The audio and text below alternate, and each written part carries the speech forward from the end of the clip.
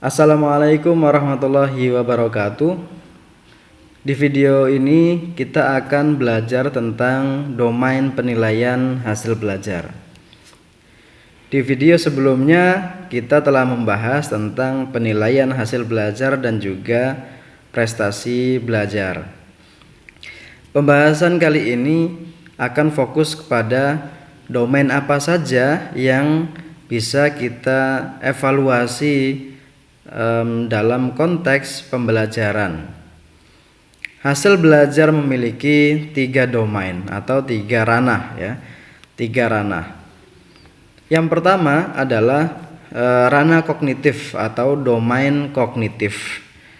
Domain kognitif ini meliputi yang pertama adalah kecerdasan bahasa dan juga logika atau matematika ya. Domain kecerdasan ini memiliki perhatian yang sangat besar di dalam proses pembelajaran.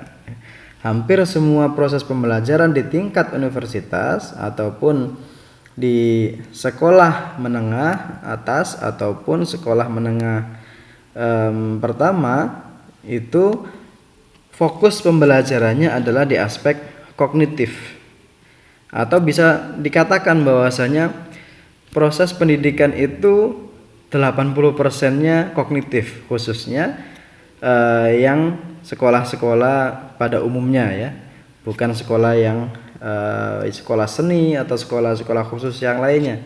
Nah, domain kognitif ini memiliki perhatian yang lebih besar karena kebutuhan terhadap kedewasaan berpikir, kebutuhan terhadap pengembangan ilmu pengetahuan itu memerlukan aspek kognitif yang lebih besar. Tetapi konteks pendidikan secara umumnya tidak menafikan adanya atau pentingnya domain afektif dan juga domain psikomotorik.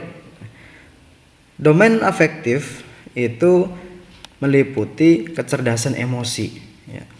Kecerdasan emosi, akhlak ya, adab, tata cara berbicara, tata cara bersikap, itu aspek afektif yang perlu dinilai juga gitu.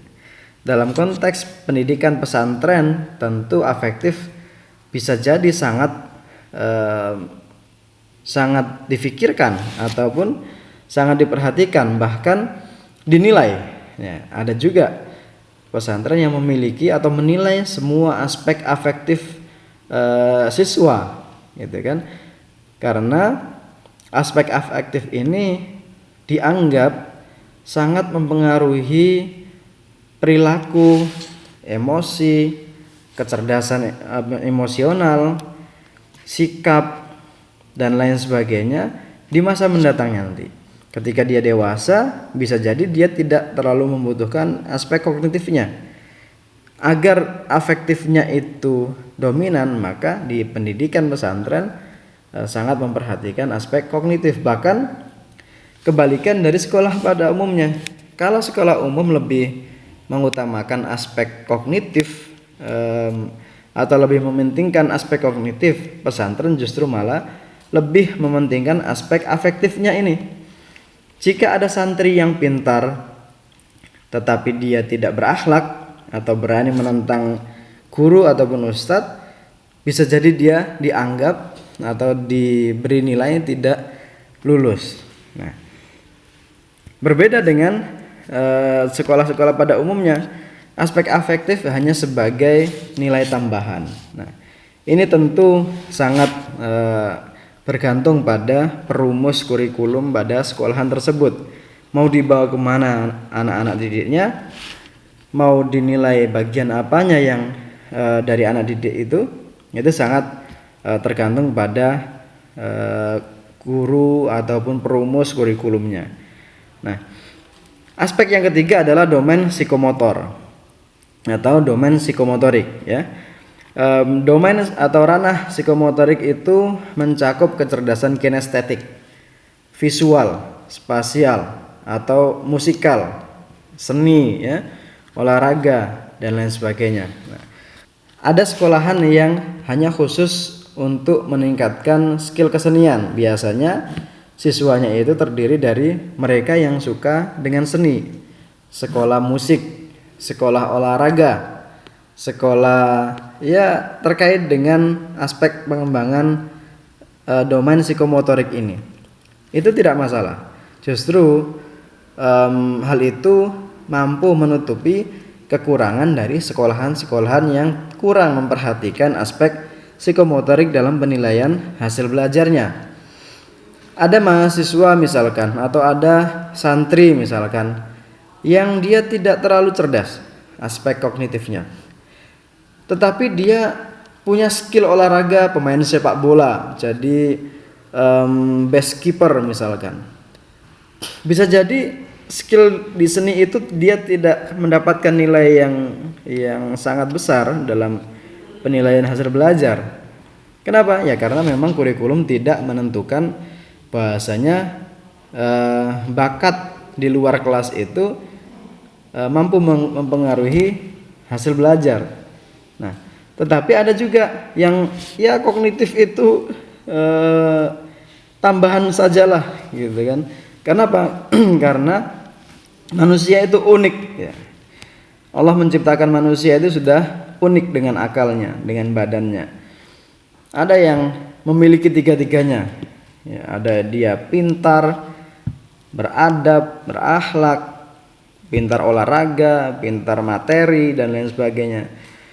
Ini tentu ya manusia yang diberikan kelebihan tentunya. Tetapi ada juga manusia ataupun murid itu yang hanya unggul di satu aspek saja, aspek psikomotorik aja. Dia mungkin sekolahnya malas, dia di kelas tidur, tetapi dia pintar dalam satu kesenian. Contoh musiknya, gitarannya bagus. Nah, itu bagian dari kemampuan yang dimiliki memang. Nah, kemudian selanjutnya, bagaimana cara menilai ketiga aspek tersebut, atau bagaimana strategi penilaian domain tiga tersebut? Yang pertama, domain penilaian kemampuan kognitif itu bisa dilakukan dengan penilaian berupa ujian tulis ataupun lisan ya, seperti UTS, UAS, ujian harian ya, ulangan harian, tes terbimbing ya, ataupun tes mandiri dan lain sebagainya. Ya, kita sudah terbiasa dengan hal itu. Kemudian penilaian kemampuan psikomotorik itu bisa kita nilai dari unjuk kinerja atau praktek ya. Di aspek psikomotorik, ujian olahraga takraw misalkan, tentu untuk menilainya adalah bagaimana dia bermain takraw. Untuk menilai kemampuan seorang siswa dalam olahraga basket misalkan, maka dia harus mampu melempar bola basket ke lubangnya. Dia kalau misalkan dia belum bisa melempar dengan benar ya, berarti nilainya agak rendah dan lain sebagainya. Kemudian bagaimana dengan penilaian kemampuan afektif ya. Penilaian kemampuan afektif bisa dilakukan dengan cara pengamatan. Pengamatan itu disebut juga dengan observasi. Misalkan ketika bertemu dengan guru atau ustadz atau dosen, bagaimana sikap siswa tersebut? Apakah dia menunduk atau menaikkan pundak atau dagu ya, menaikkan kepala, atau malah menghina? Bahkan seringkali kita dengar ya berita-berita di luar sana itu murid dijewer gurunya dilaporkan polisi, murid dijewer gurunya atau dipotong rambutnya lapor ke orang tua dan lain sebagainya. Akhirnya orang tua menuntut hukum dan lain sebagainya. Nah, dosen atau pendidik bisa mengamati perilaku setiap muridnya untuk melakukan penilaian aspek afektif. Contohnya, misalkan ada seorang murid yang terlambat ke kelas ya. Terlambat ke kelas, tidak meminta maaf, tidak menjelaskan, tetapi buka pintu, banting pintu, kemudian duduk langsung.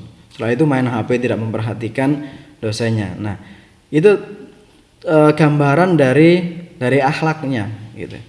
Atau masuk ke kelas tidak rapi, ya tidak rapi itu sudah compang-camping pakaiannya, kemudian rambutnya tidak disisir, didekati ternyata masih bau bangun tidur, bau kasur gitu ya. Itu cerminan dari aspek afektif dia sebagai murid. Nah, hal itu bisa kita nilai dengan menggunakan pengamatan. Nah, domain ataupun ranah ketiga tadi itu bisa disebut juga dengan kompetensi. Maka dalam proses pembelajaran ada disebut dengan kompetensi afektif, kompetensi keterampilan ya, atau psikomotorik, atau kompetensi kognitif. Nah, bagaimana alat mengukurnya atau pengukuran dari sebuah kompetensi ini? Kita bisa melihat teorinya taksonomi Bloom ya. Taksonomi Bloom itu membagi aspek kognitif itu menjadi 6 tingkatan. Tingkatan pertama disebut C1, itu levelnya mengingat. Level selanjutnya C2 memahami. Level C3 menerapkan. Level C4 menganalisa.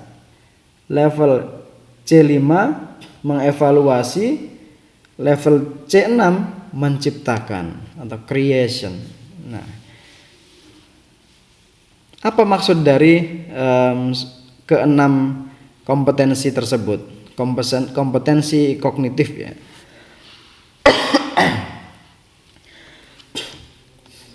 C1 misalkan, ketika kita ingin mengukur ingatan siswa dengan memberikan pertanyaan atau pertanyaan singkat, itu contoh, sebutkan apa yang sudah dijelaskan oleh guru tadi. Itu berarti kita sedang mengukur ingatan siswa. Yang kedua adalah memahami. Kita bisa menguji atau mengevaluasi pemahaman peserta didik tersebut dengan cara apa? Mengurai pemahaman dia terhadap sebuah istilah. Misalkan, coba uraikan kembali apa yang disebut dengan aspek kognitif. Nah, itu mengukur pemahaman. Yang ketiga adalah aspek atau C3 ya, penerapan. Apa penerapan? Penerapan yaitu kemampuan seorang siswa dalam mengaplikasikan sebuah pengetahuannya dalam kehidupan sehari-hari.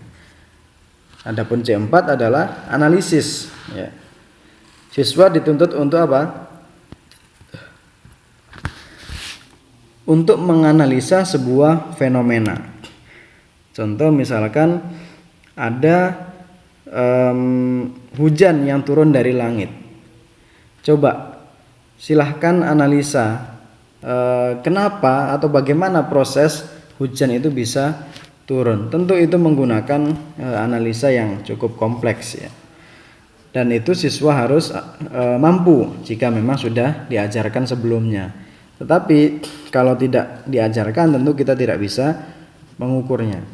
Nah, C5 mengevaluasi yaitu untuk mengoreksi apabila ada kesalahan. Jika siswa sudah mampu mengoreksi, misalkan sebuah kalimat bahasa Arab ada yang salah, kemudian dia bisa membenarkan berdasarkan kesalahan yang dia temukan, maka dia sudah levelnya mengevaluasi. Nah, sedangkan C6 atau menciptakan yaitu ketika seorang siswa mampu menciptakan sebuah produk dan produk itu dimanfaatkan oleh orang lain gitu, atau dimanfaatkan oleh masyarakat. Nah, apabila siswa sudah mencapai aspek C6, maka dia bisa disebut sudah menguasai C6 versi taksonomi Bloom ini. dia sudah mampu menciptakan sebuah produk yang bermanfaat gitu. Selanjutnya yaitu aspek keterampilan ataupun aspek psikomotorik, skill ya. Bagaimana cara menilainya? Ini tidak kita jelaskan secara detail karena kita lebih fokus kepada aspek kognitif ya, karena pembelajaran kita adalah lebih dominan di aspek kognitif. Nah, untuk mengetahui saja bahwasanya kita bisa menilai aspek psikomotorik ini dengan istilah level P1 yaitu menirukan, P2 menggunakan, P3 ketepatan dalam prakteknya, P4 yaitu perangkaian, yang kelima adalah naturalisme. Artinya semua skill yang dimiliki oleh siswa itu harus bisa diukur dengan kelima kompetensi ini. Adapun kompetensi sikap ya, atau afektif ini bisa diukur melalui Melalui 5 kompetensi. Ya. Yang pertama adalah kompetensi menerima, yang kedua adalah menanggapi, merespon, yang ketiga adalah menghargai, yang keempat adalah mengatur diri, ya, mengatur diri sendiri. Yang kelima adalah menjadikan pola hidup. Ketika seorang siswa sudah memiliki pola hidup yang bersahaja, yang sopan, santun, beradab, maka dia sebenarnya memiliki kompetensi adab yang baik. Nah, demikianlah kompetensi-kompetensi yang harus dimiliki oleh peserta didik sehingga dia menjadi siswa yang berpengetahuan luas, kemudian mampu memiliki skill yang baik, dan juga memiliki sikap yang baik atau akhlak yang baik. Nah, ketiga kompetensi ini harus terus ditingkatkan. Tidak boleh memilih, oh ini baik, maka kita tingkatkan lebih lanjut. Oh ini tidak kita perhatikan, maka kita buang. Tidak demikian. Lembaga pendidikan atau guru yang baik atau dosen yang baik adalah mereka yang mengetahui ataupun yang mengembangkan ketiga kompetensi tersebut, yaitu kompetensi kognitif, afektif, dan juga psikomotorik. Mudah-mudahan bermanfaat. Mohon maaf apabila ada salah kata. Syukron. Wassalamualaikum warahmatullahi wabarakatuh.